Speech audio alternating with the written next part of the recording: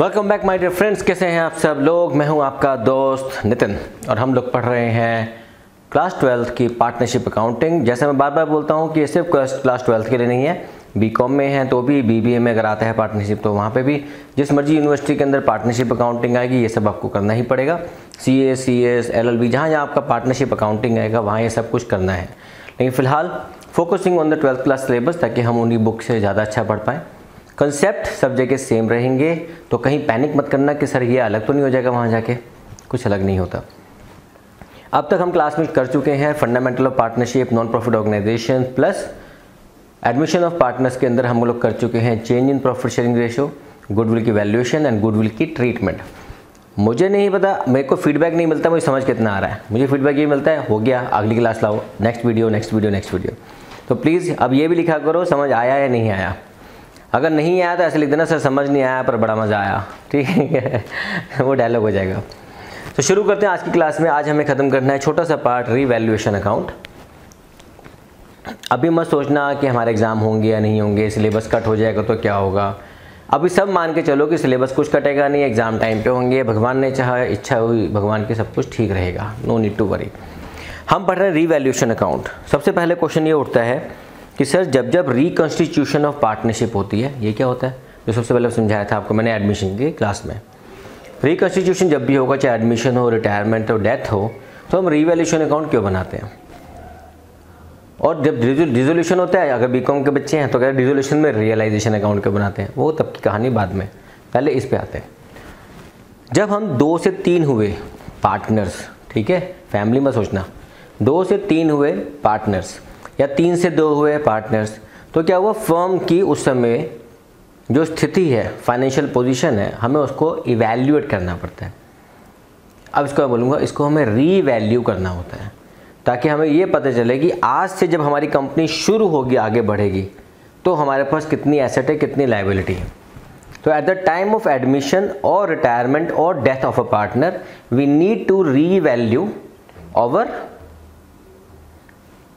assets and reassess over liabilities। अब ये word याद रखना है, दो टेक्निकली वर्ड हम नॉर्मली रिवैल्यूएशन अकाउंट बोलते हैं, लेकिन टेक्निकली 2 वर्ड यूज करने हैं। एसेट्स का हमेशा रिवैल्यूएशन होता है,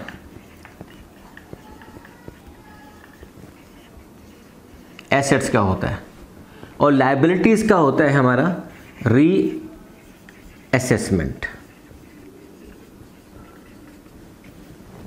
ऑफ लायबिलिटीज। ऐसे क्यों बोला? क्योंकि हमें हो सकता है लायबिलिटी देनी हो या ना देनी हो, कितनी देनी, कम देनी, ज़्यादा देनी, वो देनी या नहीं देने पे है, लेकिन वैल्यू एसेट्स की जो होती है आज कितनी है उसको हम रीवैल्यूएशन बोलते हैं। हालांकि इन दोनों के लिए हम एक ही अकाउंट बनाएंगे, दैट इज रीवैल्यूएशन अकाउंट। तो उसको शुरू करते हैं। याद रखिएगा, रीवैल्यूएशन एसेट का होता है, रीअसेसमेंट लायबिलिटीज का होता है। अब रीवैल्यूएशन अकाउंट के अंदर हमें करना क्या होता है, इसके 2 साइड होती है, debit and credit. Debit side particular amount जैसे लिखते हैं आप, हमेशा पूरा ऐसे लिखते हैं। अकाउंट तो पूरा ही बनेगा ना, उसमें कोई शॉर्टकट नहीं है, पापा साथ चलेंगे हमारे। पर्टिकुलर पापा का P, amount rupees, particular amount, जो भी है। अब इसमें क्या करते हैं, इसमें तेरा घाटा, सुना गाना याला, तो जो घाटा होगा वो आ गया डेबिट ऑल लॉसेस, और जितना भी फायदा हुआ, प्रॉफिट हुआ रीवैल्यूएशन पे, वो आ गया क्रेडिट पे। तो credit all income and gains, तो नॉमिनल अकाउंट ही है ये। तो इसके अंदर कैसे हम लिखते हैं, एसेट के ऊपर घाटा कब होगा, अगर डिक्रीज इन एसेट हो जाए। तो पहले एक एसेट थी 10,000 की थी, अब उसकी वैल्यू हो गई 8,000, तो कितना लॉस हो गया, 2,000 आ जाएगा डेबिट में। या कोई लायबिलिटी इंक्रीज हो जाए, तो हमने किसी लायबिलिटी को रीअसेस किया, पहले देने थे 10,000, अब देने पड़ेंगे 11,000, तो 1,000 का लॉस और हो गया। उसी को उल्टा कर दो, बाय इंक्रीज इन एसेट। जब हम आज के डेट में रीवैल्यूएशन करेंगे तो हो सकता है कि एसेट की वैल्यू बढ़ भी जाए, वेरी गुड, तो प्रॉफिट हो गया। हो सकता है कोई लायबिलिटी हमें कम देनी पड़े, तो भी प्रॉफिट हो गया। इसके अलावा हमारे पास कभी कभी कुछ ऐसे सोचो इसको इस तरह से कि हम तो दुकान साफ़ कर रहे हैं, करते करते करते करते पुराना कोई सामान मिल गया हमको, अरे वाह ये तो बड़ी काम की चीज़ है, लेकिन इसकी एंट्री तो बुक में थी नहीं, इसको बोलते हैं अनरिकॉर्डेड एसेट। तो हमने जब रिवैल्यूएशन कर रहे थे, सब कुछ चेक कर रहे थे, तभी हमारे पास कोई ऐसी चीज़ निकल के आ गई जिसकी वैल्यू हमारी रिकॉर्डेड नहीं है एसेट में, तो है तो हमारा प्रॉफिट ही, तो वो हो जाएगा हमारा टू अनरिकॉर्डेड एसेट। अगर एसेट निकली तो प्रॉफिट हो गया, सॉरी अनरिकॉर्डेड लायबिलिटी निकली तो घाटा हो गया, एसेट निकली तो ऐसी कोई लायबिलिटी आ गई देने के लिए जो हमारी रिकॉर्डेड नहीं थी तो घाटा, और अगर कोई ऐसी एसेट निकल के आ गई तो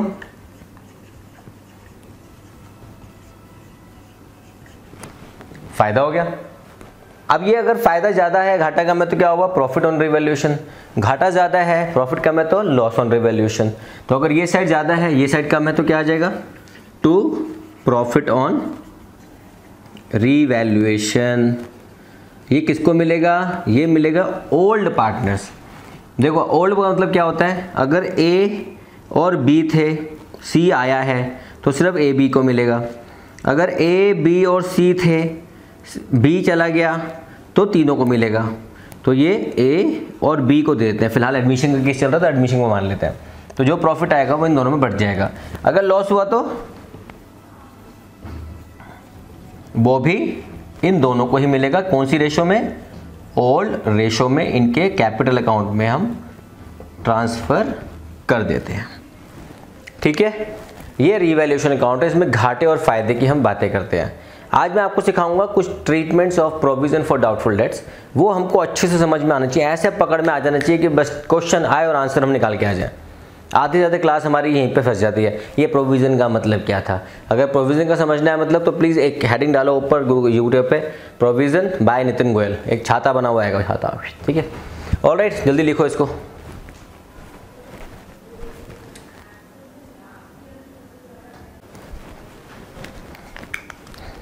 अपने एक हेडिंग लिख लो ऊपर, हेडिंग लिखो adjustments related to provision for doubtful debts. अब देखो कैसे कराता हूँ मैं, एक एग्जांपल लेते हैं, उसको सोल्यूशन कराऊँ कैसे करना है।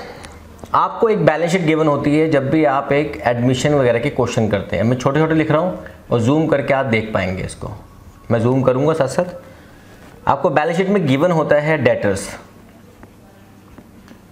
डेटर्स गिवन है 20,000 के, और माइनस कर रखा है ऑलरेडी एक प्रोविज़न हमें बैलेंस शीट में गिवन है 400 का। तो यहाँ पर एक्चुअली कितना बचा हुआ है, 19,600। अब ये हमें गिवन है अदर एसेट्स और लायबिलिटीज के साथ। अब आपको कुछ एडजस्टमेंट्स गिवन है। एडजस्टमेंट्स कैसे लिख रखे हैं, एडजस्टमेंट्स गिवन है, ए की एडजस्टमेंट होगी इससे रिलेटेड, या तो ऑप्शन 1 या तो ये ऑप्शन होगी। क्या ऑप्शन लिखा होगा, provision for doubtful dates to be created up to 5%, या ऑप्शन 2, ये नहीं सारे दे रखे होंगी, या तो ये गिवन होगा या दूसरा गिवन होगा, total provision to be maintained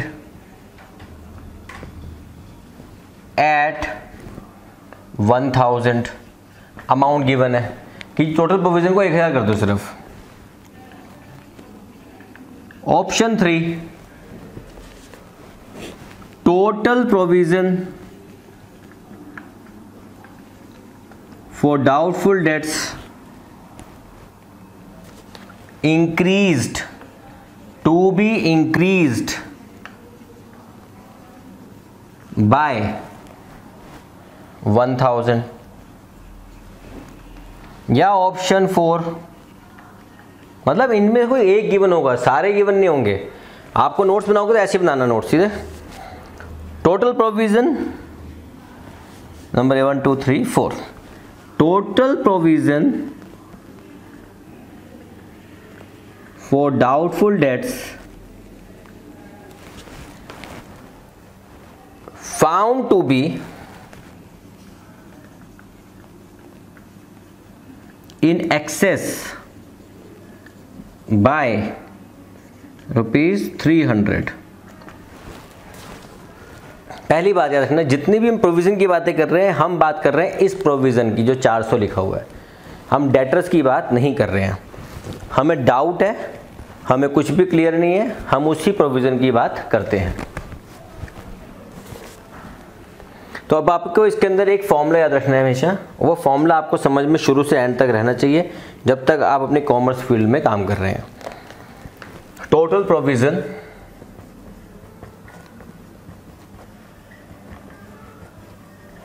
minus old provision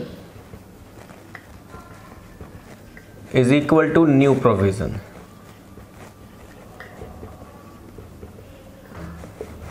total provision जाएगा हमेशा बैलेंस शीट में, न्यू बैलेंस शीट जो हम बनाएंगे, न्यू वाली, नई वाली।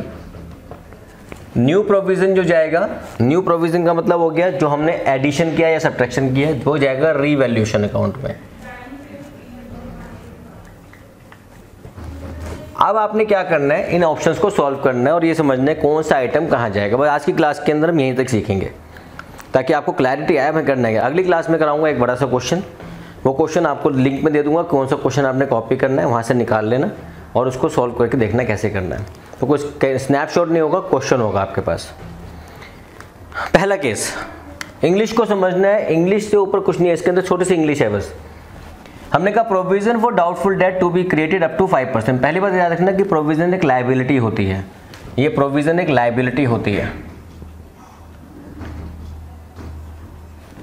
प्रोविजन एसेट नहीं होती, प्रोविजन लायबिलिटी होती है, ये भूलना मत गलती से भी।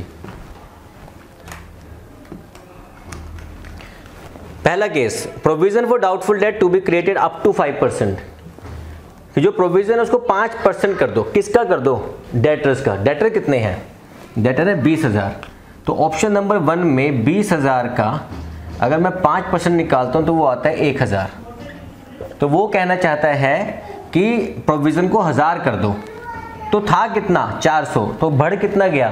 600। लॉस कितना हो गया? और 600 का। तो आप कैसे करोगे इसको? टोटल कितना है? 1000। ओल्ड कितना किया? माइनस 400। न्यू कितना आ गया? 600। तो नई बैलेंस शीट में अब क्या होगा? 20,000 में से माइनस करेंगे 1000, तो ये हो जाएगा 19,000 और ये 600 चले जाएगा डेबिट साइड रिवैल्यूएशन अकाउंट के अंदर, क्योंकि हमारा लॉस बढ़ गया। अब देखो एग्जाम्पल इस तरह का लिया गया है कि आपको सब कुछ कोरिलेट करना है। पहला क्लियर हो गया कि हमारा प्रोविजन बढ़ रहा है, सिर्फ प्रोविजन किसके ऊपर? डेटर्स के ऊपर। कई स्टूडेंट गलती करते हैं, वो इस पे निकाल देते हैं, इस पे मत निकालना, इस पे निकालना ग्रॉस वैल्यू पे, ठीक है। Total provision to be maintain at 1000, कि जो टोटल प्रोविजन है 1000 कर दो उसको। तो पहले कितना था? 400। कितना करना है? 1000। तो सेम तो आ गया,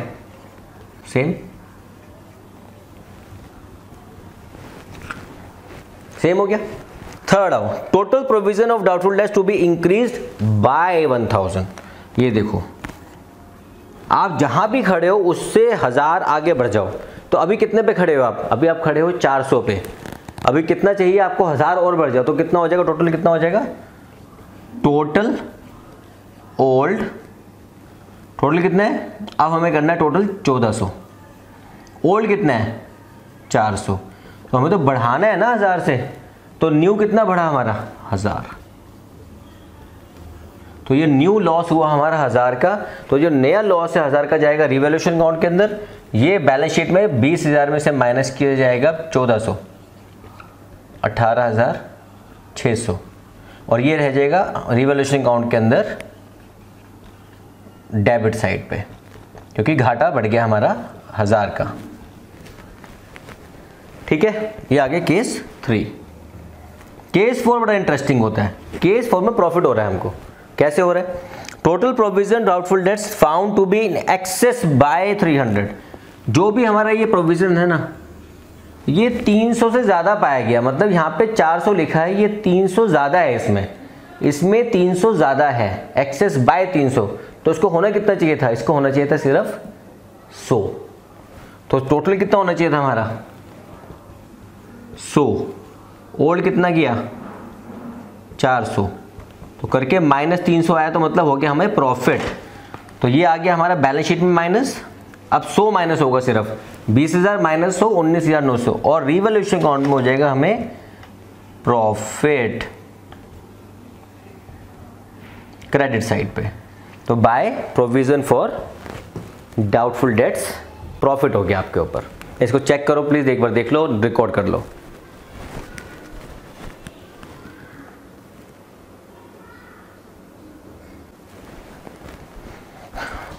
तो अभी का छोटा सा किस्सा और उसके बाद आज की क्लास खत्म होती है, फिर अगली क्लास में कराऊंगा क्वेश्चन। पार्टनर का कैपिटल अकाउंट जो आपने पहले पढ़ा हुआ है फंडामेंटल्स में, उसमें क्या क्या शामिल होता है। जब एडमिशन में आते हैं तो 2 की जगह 3 पार्टनर हो जाएंगे, तीसरे पार्टनर के अंदर एंट्री क्या होगी क्या नहीं होगी वो हम डिस्कस करते हैं। जो ओल्ड पार्टनर में क्या क्या मिलेगा, सबसे पहले तो उनका बैलेंस ब्रॉट डाउन, इसका गिवन होगा। कोई पुराने रिजर्व्स होंगे तो इनको बढ़ जाएंगे। पुरानी गुडविल होगी तो इनको मिलेगी goodwill account debit to A and B, तो बाय गुडविल। ये हम ट्रीटमेंट में पढ़ चुके हैं, सिर्फ इनको मिलेगा। देखो टिक कर रहा हूँ ताकि आपको याद है किसको क्या मिलना है। कोई रिवैल्यूएशन पे आपको लॉस हुआ तो रिवैल्यूएशन अकाउंट लॉस हुआ उस पर तो वो भी इन दोनों को मिलेगा। अगर रिवैल्यूएशन पे प्रॉफिट हुआ तो भी इन दोनों को मिलेगा। अब इसके अलावा अगर हमारे पास कुछ भी उसने ड्राइंग्स करी तो ड्राइंग्स वो कैश से करेगा हमेशा, ऑफ कोर्स वो कैश अकाउंट से जाएगा इन्होंने किया होगा तो ड्राइंग्स अगर आपने की है तो ड्राइंग्स डेबिट हो जाएंगी। अब इसके अलावा अब अगर नया पार्टनर अब आया हमारे पास तो आपने क्या करना है, अब आपकी चॉइस है, आपके टीचर कुछ भी सिखा सकते हैं। मेरा तरीका बड़ा सिंपल है, आप सी की एंट्री यहीं पे कर दो, नए पार्टनर की एंट्री भी यहीं पे कर दो। तो पहले ही पता होगा कितने कॉलम बनाने हैं आपने। अब नया पार्टनर कैश लेकर आएगा, बाय कैश, ये इसकी कैपिटल आ गई। अब अगर वो गुडविल का कुछ भी लेके नहीं आया या लेके आया तो जो पार्टनर्स को बटा होगा, suppose premium for goodwill account बढ़ गया हमारे पार्टनर्स में तो वो यहीं बढ़ गया होगा, ऑफ कोर्स हम उस एंट्री में बाद में आएंगे। अब इसके बाद क्या बचा हमारे पास, सिर्फ आपको बैलेंस निकालना है, तो टू बैलेंस कैरिड डाउन।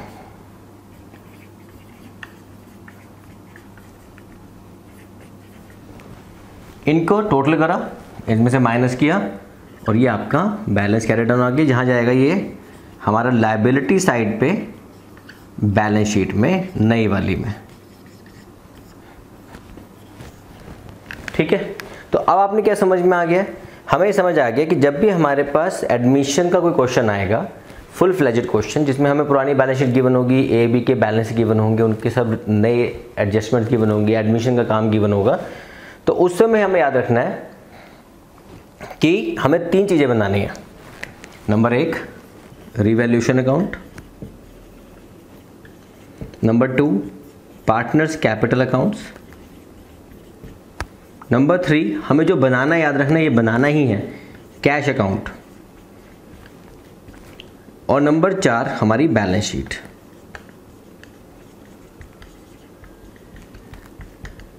ये 4 चीज़ें हमें बनानी है और हमें भगवान की दया से जो टाइम मिलता है सीबीएसई ने का 12.5 मिनट का टाइम में हमें क्वेश्चन खत्म करना पड़ता है, तो हम वो करेंगे, चिंता नहीं, हमें कॉन्सेप्ट समझ आ गया, हम कर लेंगे। तो आज की क्लास के लिए यहाँ तक, फिर मिलेंगे कल परसों जब भी मिलेंगे। तो आज यहाँ तक नोट कर लो, कोई डाउट है नीचे कमेंट में लिख दो। वैसे इसमें आज डाउट वाली चीज़ नहीं है, डाउट तो परसों शुरू होगा जब मैं नेक्स्ट क्वेश्चन कराऊंगा। तो बस चलते हैं आज के लिए, मेरी फ़ीस दे जाओ, ठीक है, फ़ीस पता ना, सब्सक्राइब का बटन दबा दो और बेल आइकन दबा दो और दोस्तों को शेयर करते चले जाओ। आपके जितने भी दोस्त घर बैठे हैं इस समय, उनको पढ़ाई करनी है, ट्यूशन नहीं जाना, कई बच्चों की माली हालत इस समय बड़ी ख़राब हो चुकी है क्योंकि हम लॉकडाउन में फंसे हुए हैं, सैलरी नहीं आ रही है लोगों के यहाँ पे, बच्चे तो पढ़ाई करेंगे ना, तो उनको तो ज़रूर भेजो। आपकी जान पहचान में जितने भी हैं, ये मत सोचो कि वो अफोर्ड कर सकता है ट्यूशन या नहीं कर सकता, आप ये सोचो कोई भी नहीं कर सकता, सबको फॉरवर्ड करो वीडियो। मैं आपको सब कुछ शुरू से लेके एंड तक एक एक सीक्वेंस में पढ़ा रहा हूँ, नथिंग इज़ लेफ्ट कि मैं आपसे को बोलूँगा कि आप मुझसे लेक्चर खरीदो मेरे, सब कुछ आपके लिए जितना मुझे आता है। Alright, thank you very much, stay blessed, stay at home, God bless you, bye bye.